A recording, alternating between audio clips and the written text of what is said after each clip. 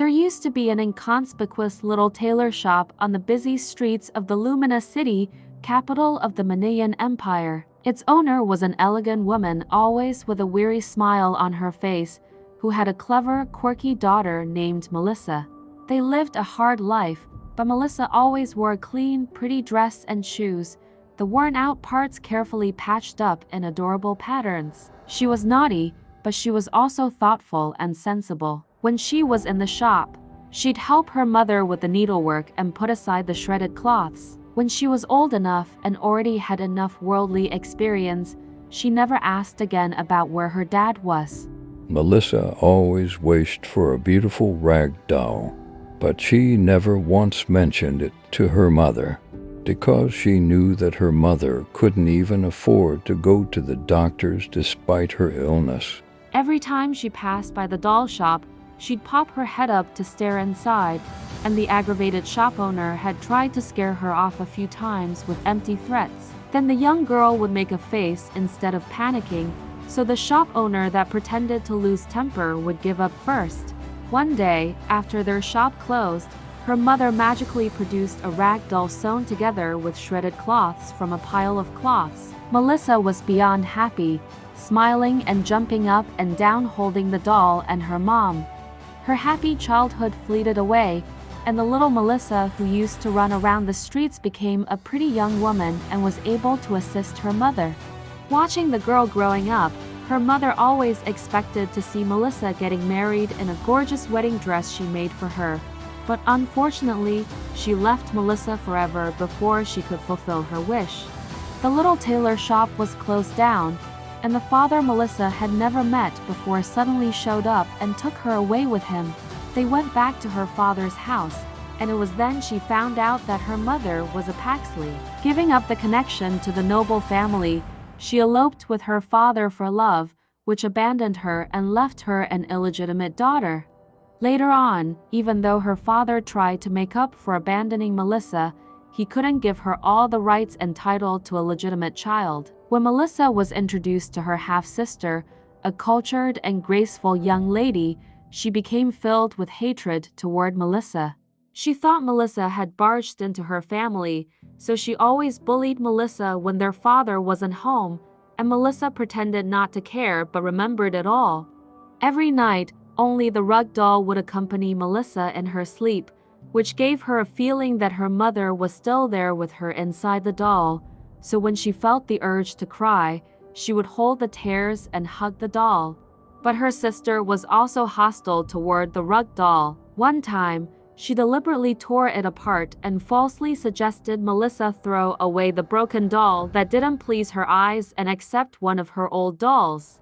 Though Melissa pretended that she agreed, there was no way that she would throw away her mom doll. Afterward, every time she was bullied, she would often poke the doll, which had her sister's favorite bow knot sewn on it, as if it had been her sister herself. One time, when she was taking her anger out on the doll, she accidentally found out that her actions seemed to have actually affected her sister. Her suspicion was confirmed after a few attempts, and an idea started to form in this little girl's mind. It was soon her sister's coming-of-age ceremony, and important guests were gathered in their house, but as the illegitimate daughter who couldn't be seen by others, Melissa stayed in her room while her sister was showing her piano skills to everyone in the room. When her sister gracefully sat down on the stool as people clapped, Melissa was also prepared with a full grin on her face. She followed the rhythm of the piano song with one hand, and the other hand was ready to poke the sister doll. A melodious piano sound filled the room, and it soon reached the highlight of the song. It was when her sister confidently pressed the keys that Melissa poked the doll. She had rehearsed it to perfection when her sister was practicing the piano. At that moment, the song started to go awry. Her sister kept hitting the wrong notes, once, twice, and the guests began to whisper to each other as they listened to the off-key melody. Her sister's pale face gradually turned crimson, until she finally broke and smashed the piano while cussing at it, and the entire audience was dead silent. When her sister and the maid who snitched rushed into Melissa's room, She had already changed into her old attire and sneaked out of the house with her little baggage and dolls. Melissa escaped from her father's house and returned to wander on the familiar streets. One night, she dreamt of Cuddles speaking to her in her mom's voice, telling her not to be afraid because she would always protect her. Overwhelmed and ecstatic, Melissa threw herself at her mom, only to wake up alone on a rainy night the moment she raised her hands. Suddenly, an explicit magic energy burst out from her heart. Her dark magic ability inherited from her mother had awakened, and a girl endowed with curse magic from nature was thus born. After that night, Melissa decided to settle down and started a small tailor shop in the Lumina City, inside of which she recreated the layout of her mother's old shop, with various dolls hanging here and there. Sitting behind the counter, Melissa would always have her feet on the table and coldly stare at the bustling world outside with a sneer. Despite having the appearance of a normal tailor shop, Melissa's tailor guarantees that all clients' problems would be taken care of on condition that the picky shop owner wouldn't refuse to take requests from you.